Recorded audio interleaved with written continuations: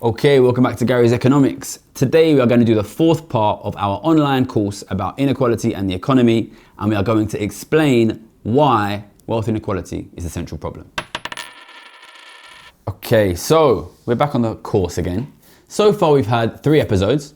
Episode 1 was what is wealth? Episode 2 was what is wealth inequality and how does it affect the economy? And episode 3 was if inequality is so important, why don't most economists talk about it? Today, we are going to explain how I came to travel from being a classically trained economist. I did my undergrad at London School of Economics, and then I went to work in the city, to believing that basically, contrary to most mainstream economic opinion, wealth inequality is actually the central problem that we're facing right now. Okay, so I studied economics from 2005 to 2008 at London School of Economics. It's a very elite economics university. It teaches economics in the classic way. It doesn't look much at inequality.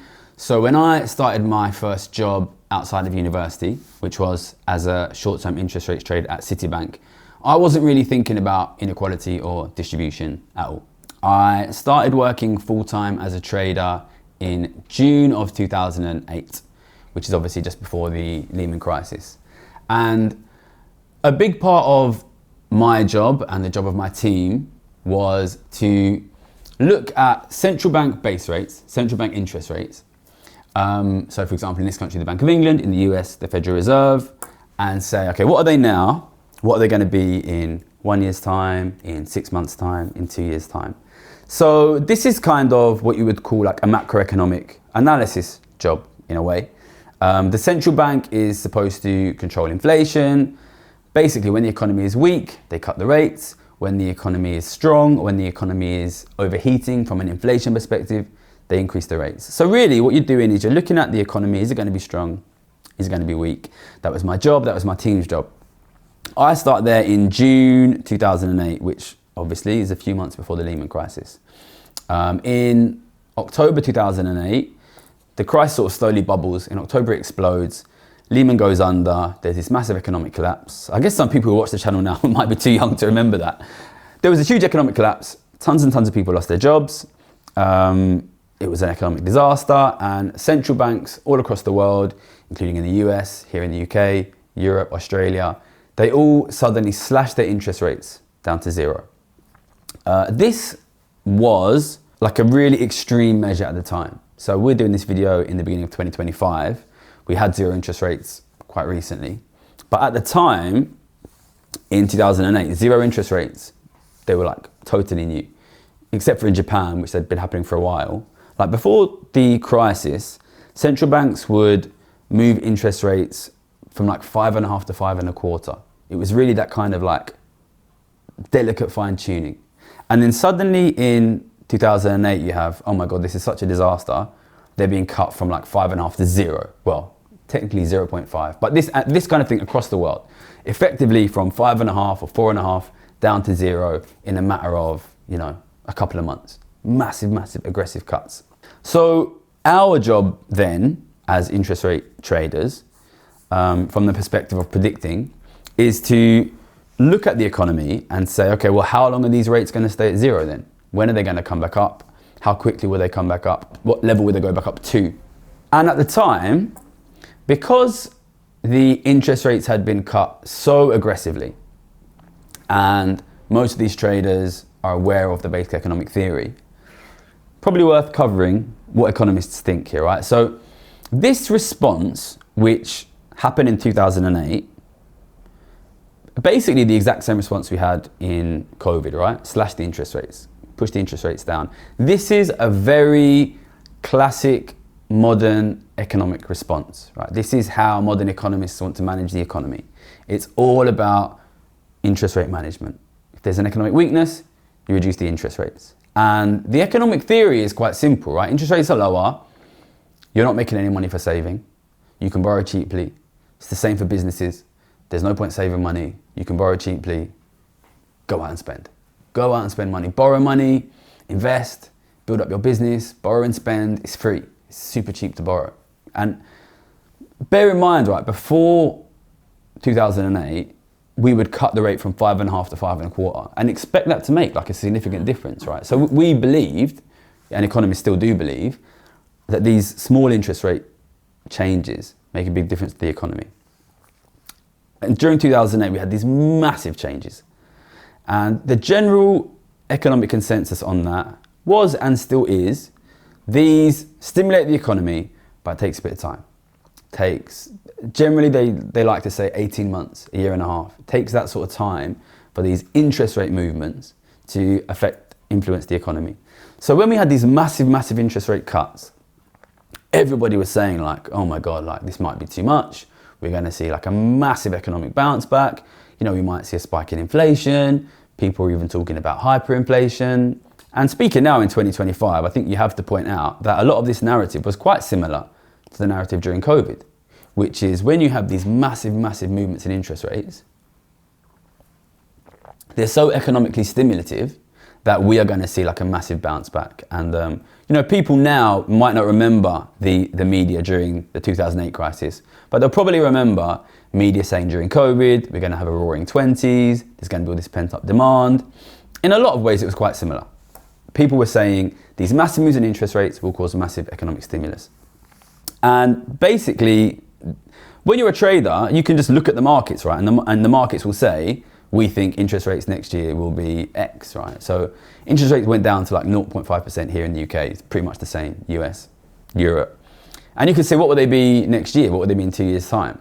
And everybody was like, well, we're going to have such a big bounce back that these interest rates are going to come massively up. I was really young, right? I was only 21. I turned 22 during the Lehman crisis. Very young, naive, inexperienced trader, fresh out of university, study economics. So you kind of accept it, right? And I was busy, you know, trying to make money in other ways. There was a lot of sort of kind of easy money to be made at that time in my area.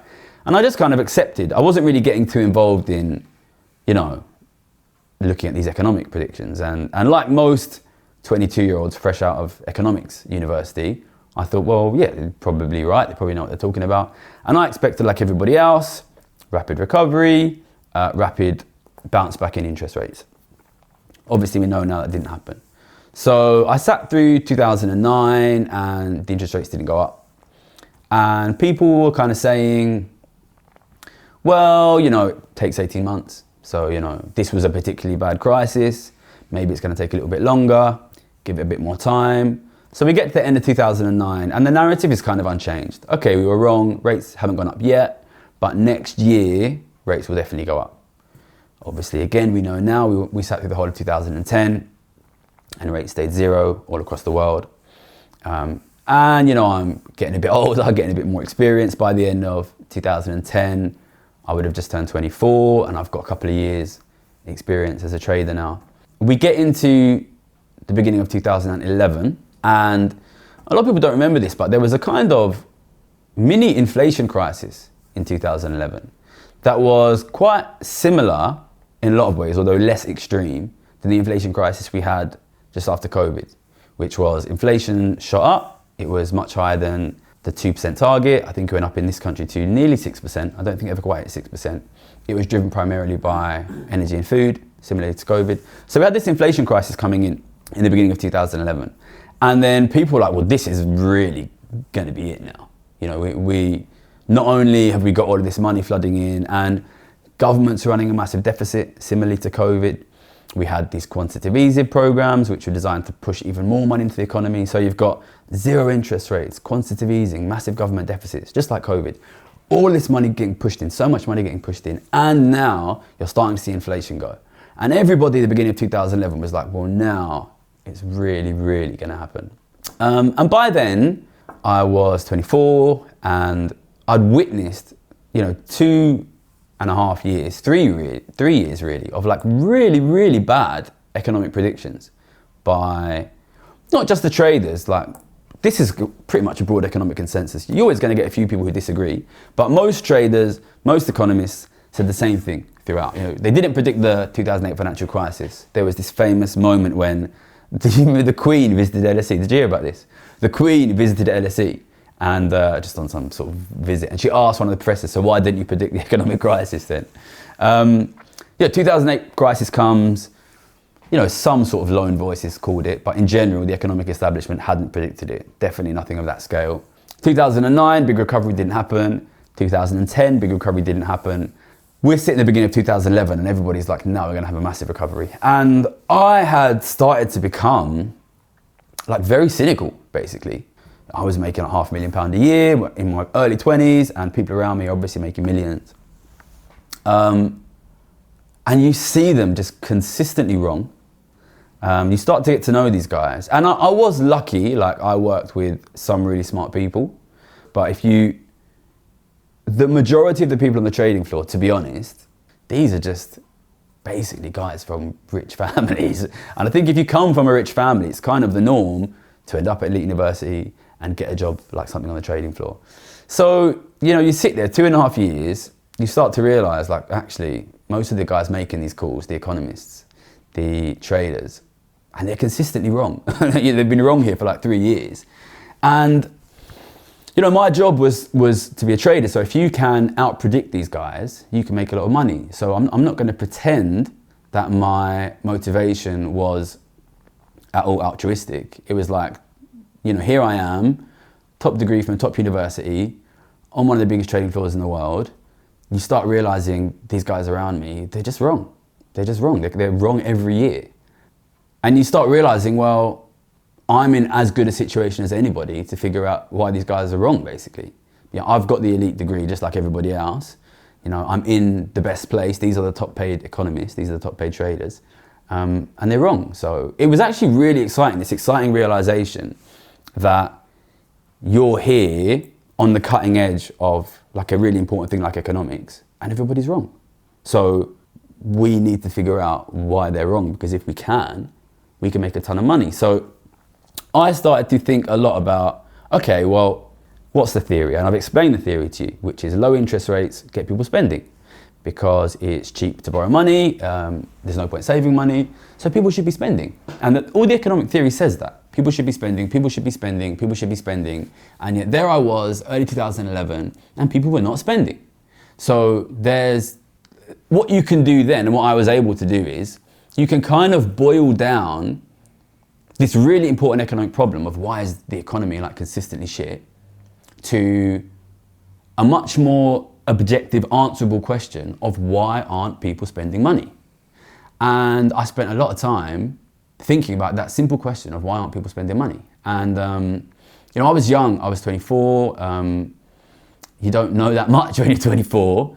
I just went and started asking people. And I think this is where I had quite a big advantage over a lot of other economists, a lot of other traders. Because I come from a poor background, I was just a lot closer to just ordinary people. And, you know, if you ask ordinary people, and I did, and I think this is a really like useful thing to do. If you ask them, why don't you spend more money? You know, the answer then was exactly the same as what the answer now would be. The vast majority of people just said, well, I don't spend any money because I don't have any more money. Like most people were basically, you know, money in, money out, you know, very often money in was less than money out. You know, they were struggling to spend money. And I think this is where my experience was different from a lot of economists and a lot of traders, because if you were to ask people from rich families that, they can't say that. And they wouldn't say that. It wouldn't make sense to say that. Most people from rich families, they're not constrained by their income. Their income is more than their expenditure. They save every month. So what I was seeing was, I think, the correct answer to the very simple question, why aren't people spending money? Which is the core question of why is the economy weak? Which was that people didn't have any money. And that sat in my head for a bit. And at the time I was working with, I'd hired a junior trader, an Italian guy. He's in the book, so I can't use his real name. In the book it's called Tizzi. Really smart kid, Italian kid. Went to Bocconi, which is basically the Italian LSE. And I sort of like, I'd poke this question around at him. Okay, well, why maybe people don't have any money? And he would say, and we would discuss the fact that it's kind of impossible for nobody to have any money. We've done videos on this channel about what is money, this kind of thing. Money is basically a spreadsheet. There's winners and losers. It has to balance out. It has to add up. That is the way our current monetary system works. It doesn't make sense to say like nobody has any money. And furthermore, beyond that, like other than money, there exists real wealth. You know, we covered it on part one, what is wealth? And you know, the wealth wasn't disappearing. You know, the houses are still here. You know, the the resources are still here, the businesses are still here, the buildings are still here. And that's what most of the wealth is. So, the wealth is not disappearing. Somebody has to have the money. And yet when you ask people why don't they spend money, they're like, well, I don't have any money. It kind of didn't make any sense. And that was bouncing around in my head, early 2011. And then I got called into a meeting. So I was still a junior trader then, but the previous manager had allowed me to come to like the meeting of all the senior managers to bring the sandwiches. So I was able to go to these like quite senior economist meetings. And a really good Citibank economist. I'm sometimes quite mean about economists, but there are good ones. And I thought this guy was a good economist. He showed us all these slides going through the fiscal situation, the financial position of a lot of major world governments. So you probably remember, or maybe some people don't. In 2011, after this meeting, there was a crisis of the financial position of major European governments, and it was centered on Italy, Greece, Spain, Portugal, Ireland were the ones who were central in it. Before that crisis blew up, this guy kind of spotted, oh, this could blow up. And he said, well, if you look at all of these countries, they're spending more than they make every year. They're having to sell their assets, they're going into debt. And it wasn't just those countries that were central in that 2011 crisis. The situation of the UK was not much better. The situation of the US, not much better. The situation of Japan, not much better. So what you have here is basically governments also can't spend because they don't have any more money. And they're running their wealth down. And that really reminded me of, when my friends said, we don't have any more money, I didn't just accept that face value. I kind of dug into it a little bit where I could. And what I kind of found was the big problem for my friends and their families was the kids couldn't see how they would ever be able to afford a property. And what's important about that is, so I'm 38 now, in 2011 I was in my mid-20s. Our parents' generation, even my parents, I come from quite a poor background, they all own property. I went to grammar school, so I didn't know like the poorest people. But most of my parents' generation, they own property. And yet my generation could, in many cases, never afford to own property. So what you were seeing there is the families, ordinary families, going over time from being property owning to not property owning. And I think once you understand that, it doesn't make any sense to really ask the question of why don't you spend more money? Because what you recognize then is these guys, their wealth trajectory over time is going down over to zero, which means the family as a whole spending more than their income. And if you're already spending more than your income, well, you can't long-term spend more. And then I went into this meeting about governments, and it's basically the same. Families spending more than their income, losing their assets, going into debt. Governments losing their income, spending more than their income, losing their assets, going into debt. And the thing, you might think I came out of that meeting thinking like, oh my God, like this is a disaster, like Western countries are going to collapse. But what was really in my head was the kind of systemic impossibility of this. It's not possible for everyone to spend more than their income. It's not possible, right? Like as a society, spending and income have to be the same. You can only consume what you produce. This is the way that it is. And it's not possible for everybody to go into debt. We've done videos on this, and you can go look at them. But if one group goes into debt, some group must be accumulating credit. Like this has to balance out.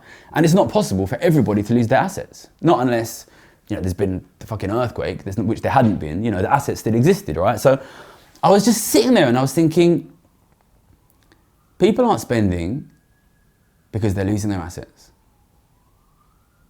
which means they're actually spending more than they can possibly spend. Governments aren't spending because they're losing their assets, which means that they're spending more than they can possibly spend in the long run.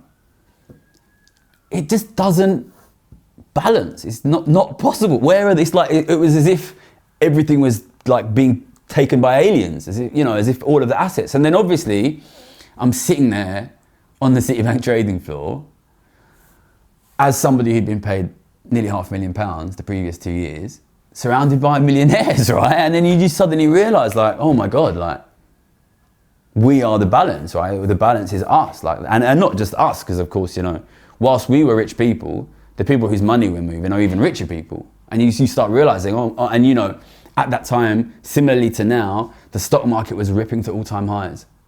And you were starting to see like house prices starting to move and the gold price was starting to go, and and I suddenly realized like the reason that families are losing their homes and the reason that governments are going bankrupt is because the wealth that used to be being held by ordinary families and by governments is being transferred to the rich and the super rich.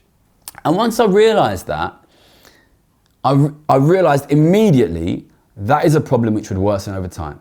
Because if families and governments can't afford to run a balanced budget when they own their own properties, when they have some wealth, well, they definitely can't afford to run a balanced budget when they don't own their property and when they don't have wealth. Because now they've lost that passive income, they need to pay to rent those things. And if the rich can afford to outcompete the middle at this lower level of wealth, well, now they're richer, they've got more passive income, they can outcompete them even quicker. So you can see very quickly this core problem. This is the really core problem, which should be spoken about a million times more than it is, which is as inequality gets bigger, the passive income that the rich receive will get bigger, the passive income that the poor spend will get bigger, and the rate of increase of inequality will increase over time. And this will not only will this get worse over time, it will accelerate in a kind of what a mathematician would call an exponential fashion. And this was all going through my head, like sitting there on the trading desk. And of course, I've thought about it a lot more now, so I can kind of explain it clearly. What hit me there as a trader was, this gets worse forever. This gets worse and worse and worse and worse forever and ever and ever. And at that time, the beginning of 2011, as I explained a little bit earlier, everybody was like, this is the year that the recovery really happens. This is the year that the rates really go. And I was sitting there early 2011 with everybody saying, this is it, this is the recovery, this is the recovery. And I had just become almost certain that the economy would collapse forever. And this might sound callous, and I think it's written very well in the book. I realised, oh my God, I could make so much fucking money here because everyone is wrong.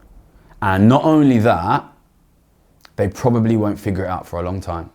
They'll be wrong next year, and they'll be wrong the year after, and they'll be wrong the year after. Because at the time, I'd been to LSE, right? And I was, after LSE, you go into trading, you're surrounded by economists, and the kids that come in on the grad scheme, they're all of the top graduates from all of the top economics unis across the world, right? So you're very plugged in to what economists are saying and what economists are thinking. You get all of these emails from economists, you get all of these economics calls. So I knew what the economists were thinking. Nobody was talking about inequality. Nobody was talking about inequality at that time. And I was like, this is why they've been wrong. This is why they're consistently wrong. And I mean, it made sense, right? Because if they are consistently wrong, which I think was obvious even in 2011, but should be even more obvious now, it's because they're missing a big thing. And I'd been to universities, I knew that they weren't looking at this thing, and it had just become, the penny had dropped to me. This was it, this is the big thing, they're gonna miss it, they're not gonna catch it. And I put this massive trade on that rates would say zero. I basically made a ton of money that year, basically betting that the economy would be a disaster. And obviously that was 1 year, 2011. So you're not, I was quite confident in that. I was confident enough to bet a lot on it, but I wasn't immediately like 100% certain I was right. And you can never be 100% certain. But then you go into the next year and the same thing happens the next year. You're like, well, everybody's saying there's going to be a recovery, and you're saying there's not going to be a recovery because the inequality is getting worse. And then you start to think about other things. For example, I started to think, okay, well, if there is a big increase in wealth inequality that is underlying the reason that markets are wrong on interest rates, and also the reason why economists are wrong in their predictions, maybe the market's wrong on other things. So I started to think, well, what would it mean for asset prices more broadly if inequality would increase? Well, that's quite an easy question, right? Because we know ordinary people tend to spend money on goods and services, rich people tend to spend money buying assets. So if inequality increases, you would expect to see asset prices rising while goods, services, wages, what we call CPI inflation, because CPI doesn't look at assets, sort of dicks around at the bottom. And at this time, and then I was like, okay, well, the asset prices are going to go, stock market's going to go. And that again, the economy was so weak. In 2011, we had this big sovereign debt crisis, and we had more austerity, and the economy was so weak. Everyone was like, stock market is going to be shit. But I was like, no. If I'm right on this, stock markets will go. Because the economy being shit, if the economy is shit because governments are in debt, well, who are they in debt to? that again itself is a manifestation of inequality, right? So I said, oh, stock prices will go up, and then they did. And I said, well, you'll get asset price inflation combined with disinflation for the poor, and it did. And what you start seeing is this understanding of inequality. It seems to explain all of the incorrect predictions, and then you start being able to predict everything correctly. And I think that is the big giveaway. I think when you're understand, you know, I think it would be easy to turn around and say, oh, you're just mad, you know, you're just pessimistic. If I'm pessimistic, why do the bets keep being right? You know, if this is just pessimism, why do the bets keep being right? And, you know, I consistently made money betting on the economy staying weak. Markets continued to predict interest rate normalization way beyond that. 2012, 2013, 2014, 2015, 2016, 2017, 2018, 2019. And rates in this country stayed zero. And there would be a few times you would see rates pop up and the predictions pop up, and I would just go back in and bet. Because I knew you can't, if you don't fix this fundamental problem, you're not going to be able to fix the economy. And this simple way of understanding it, which is that the growth in wealth inequality, not income inequality, wealth inequality, is being missed, and you start being able to predict everything correctly. This one simple idea that inequality is at the center, that it is driving living standards down, has enabled me to correctly predict the weak recovery from 2008, the cost of living crisis during COVID, stock price rally in the mid-2010s, stock price rally after COVID, collapse in living standards, the collapse of central political parties, the rise of the far right. Like, well, I'm not Mystic Meg here. The theory's right. The theory is right. And it's not being looked at. And if we don't take action on it, it will get worse and worse and worse and worse. So that's it. I think that is why inequality is the core central problem. I would encourage people to care about it, because if we don't take action on it, it means living standards getting worse and worse and worse. And we will talk in our next video about how do we fix it. So thank you very much. Thanks for watching. Support the channel, support the Patreon, send the videos to your family, to your mum, to your friends. Let's stop things being terrible. Thank you.